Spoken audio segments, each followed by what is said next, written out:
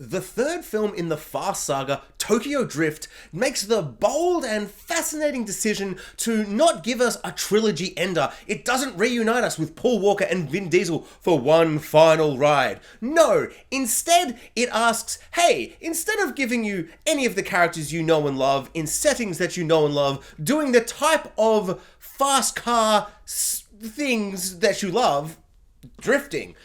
Quarter mile at a time, baby. No. We are not interested in wrapping up this trilogy. Instead, we are going to create a Fast and Furious anthology series. Consider Tokyo Drift the Halloween 3 Season of the Witch of the franchise. So forget about Brian or Dominic Toretto. Your new main character is Lucas Black, who plays... You know what?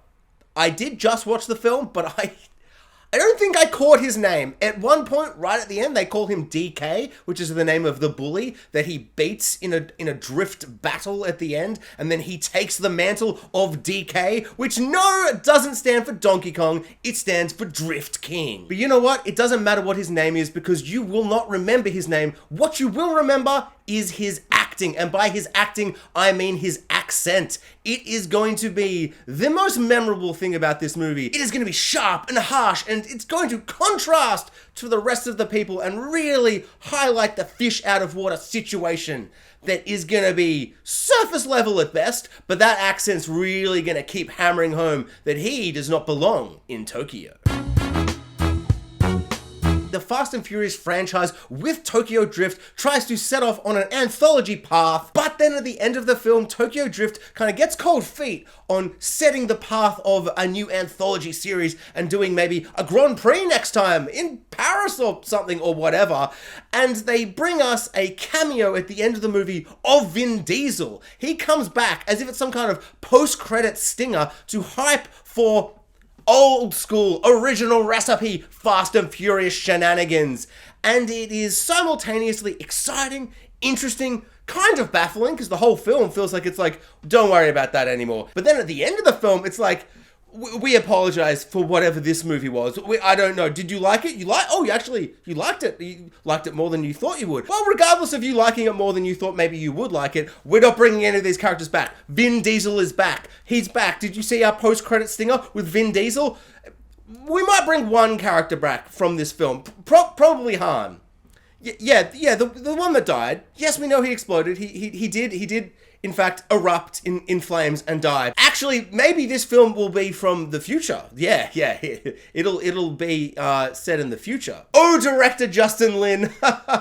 If only that was the craziest thing you brought to this franchise, you absolute madman. Vin Diesel's back, baby. It is so exciting. It is one of the most amazing post-credit scenes I've ever seen. And it's not even a post-credit scene. It is pre-post-credit scene. Am I saying that the MCU looked at the Fast franchise and went, I have an idea for the end of Iron Man 1. Yes, that is exactly what I'm saying. Tokyo Drift came out in 2006, in which it pretended that it was doing an anthology series. It's like, this is Halloween 3 Season of the Witch, and then at the end of the movie, Vin Diesel rocks up, and he's like, boom, interconnected universe, it's all connected, it's one giant universe. Come back for Fast 4, which absolutely should have been called Fast and the Furious, The Return of Dominic Toretto. I don't understand how it actually makes me so angry, like they missed such an opportunity. The third film is the same as the Halloween 3 Season of the Witch. It's doing its own thing. It's completely separate, but it still has the title at the start before the subtitle. And just like the Halloween franchise, Fast and Furious got cold feet and went, oh no, let's go back to the main characters that everyone loves. People don't like this anthology thing. I mean, everyone seemed to like Tokyo and drifting, but for some reason didn't love Tokyo Drift. Or if they did, they kept it to themselves. So we're back. Fast and Furious, we're back. Dominic Toretto's back. And yet they did not grasp onto the opportunity to parody and celebrate and just live in pop culture zeitgeist forever with Halloween and call their fourth movie Fast and Furious 4, The Return of Dominic Toretto. For context, Halloween 4 is called Halloween 4, The Return of Michael Myers. because he wasn't in 3, and then he was in 4. And it parallels so similarly, and it's crazy how it parallels, and also when you look at the MCU, and it cannot be a coincidence that in 2006, Dom Toretto rocks up, connective universe, let's go, and then the MCU 2 years later is like, oh, Iron Man, more like the MCU. I want Kevin Feige to make a press conference where he admits they stole the cinematic universe idea of Vin Diesel from Tokyo Drift's post-credit scene. The Fast and Furious Tokyo Drift is still somehow the only film in the franchise after 10 whole films with a subtitle. It's crazy, but it also is so amazing that after doing a subtitle that is so clean and beautiful, Tokyo Drift, what is different about this Fast and Furious movie compared to the others? They're in Tokyo, new setting, new location, fish out of water, Tokyo, done, boom, one word, got it in. And we're not doing drag racing anymore. So how do we let them know that we're doing drifting? Drift, Tokyo Drift, clean, just tight, it's tight. I like it a lot. In summary, great title, great film. Kind of. I don't hate it. I love the drifting. It's really, really exciting and interesting. Lucas Black, he's no Paul Walker. He's no Vin Diesel. He's not that bad, though. I just think, I don't know. I find those other two, they've got this kind of screen presence and this charm that I really find endearing in totally separate and different ways. They're both very, very different actors, but I really like them. But also, if Lucas Black as, I guess we can call him DK, because that's the only name I remember at this point. If DK had been in Fast 4, Fast 5, 6, 7, 8, 9, 10, 11, he was in 9, but if he was in more of them, I would probably love him. I only love Paul Walker and Vin Diesel because I love Fast 5, I love Fast and the Furious 6, I love Furious 7, I love The Fate of the Furious, that's the 8th one. Yeah, the titles are psycho. So it's almost just because he's not in lots of movies that I don't love him. Like Too Fast, Too Furious.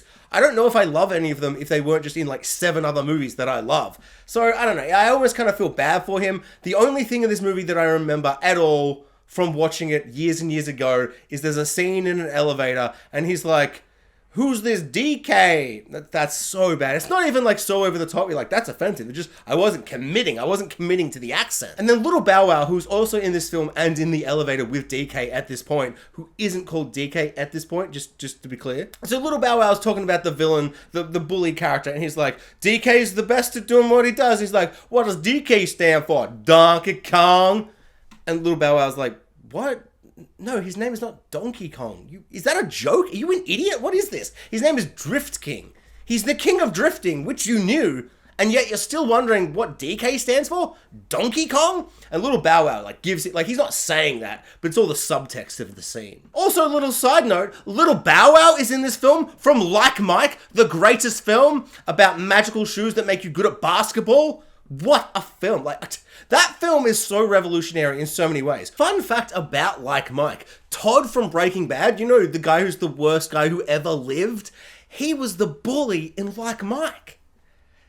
Everyone knows this, right? If you don't know this, I hope I'm blowing your mind. You're like, I remember Like Mike. The movie with the shoes that made you good at basketball. I remember the bully from the orphanage. He is Todd from Breaking Bad. I hope that's blowing your mind. I just feel like I saw him in Breaking Bad and I'm like, it's the bully from Like Mike! And then he just kept popping up. Fargo Season 2, the bully from Like Mike. And then it got to a point, where he just kept rocking up in everything. And I was like, people keep referring to him as Todd from Breaking Bad. No, not on my watch, goddammit. He will always in my heart be the bully from Like Mike. The bully is like, don't you drift in this town? And at the end of the movie, he's like, we'll do a drift off. Whoever drifts best takes the girl in the city. And then he beats the bully. Shock! Oh my God, he beat the bully. And then the Yakuza guy is the uncle of the bully. He's just like, respect. And it's like, movies. Are you sure this wasn't from the 80s? This movie feels very much like it was made in the 80s. In the best way. To be clear, in the best way. But it does feel like it was made in the 80s. Also, just a little side note about Little Bow Wow. In the titles of this film, you know, when all the titles are coming up with the actors, I caught it. It glimpsed my eye because it was on the screen that I was watching. It just said Bow Wow. He has the audacity to try and shake off Lil Bow Wow an iconic, amazing name. And it's not like he's grown like 5 foot and you're like, well, I guess it's Bow Wow or Big Bow Wow or like not so little Bow Wow now. It's like, no, he's still like, I'm not a tall man. I am not a tall man. I am probably gonna like be looking down at not little Bow Wow. Like he hasn't grown. He's grown up technically, but not like actually. Like technically he is older, but he hasn't grown as he got older. Like a little bit, obviously a little bit. He's not like a little Bow Wow. This isn't size accurate, you know. He's a small man, but he's still like, you know, not. Yeah, I just feel like dropping the lil Bow Wow just feels like, who's Bow Wow? Bow Wow definitely didn't star in Like Mike. That's all I'm saying. So whilst Paul Walker and Vin Diesel have a certain charm and chemistry and on-screen presence that I just like to look at, Lucas Black has one thing they do not, and that is he represents that beautiful, stupid, absurd Hollywood trope where they're like, let's cast a 35-year-old as a 17-year-old teenager. We just don't want to work with teenagers for whatever reason that is. Probably because they're teenagers. I remember being a teenager. I wouldn't want to work with me either. And so Lucas Black, who is here on the screen right now, look at him, clearly a 35-year-old man, is playing a 17-year-old. In at least 3 scenes in this movie, he is wearing a school uniform, and it felt like I was like dealing with that uncanny valley thing, you know, where you like look at something that's so close to being real, but something's wrong, something's off, you know, with like CGI faces and characters and stuff. I felt like I was experiencing that, but because he was in like a school uniform, because I have a curious mind, and I was also kind of mildly bored watching the film. I'm like, I'm gonna get out my phone and Google how old he is, because I'm guessing it's 32 or 35. I don't know why, but that's where my brain went. That's what I felt like. And so I was horrified and disgusted at myself, but also worried for Lucas Black. He was 24 when this movie came out. Like, I'm not trying to throw shade. Some people just look older. It doesn't really mean that much. But if you are casting someone to be 17 and they look 35 but are 24, you've created some kind of paradox.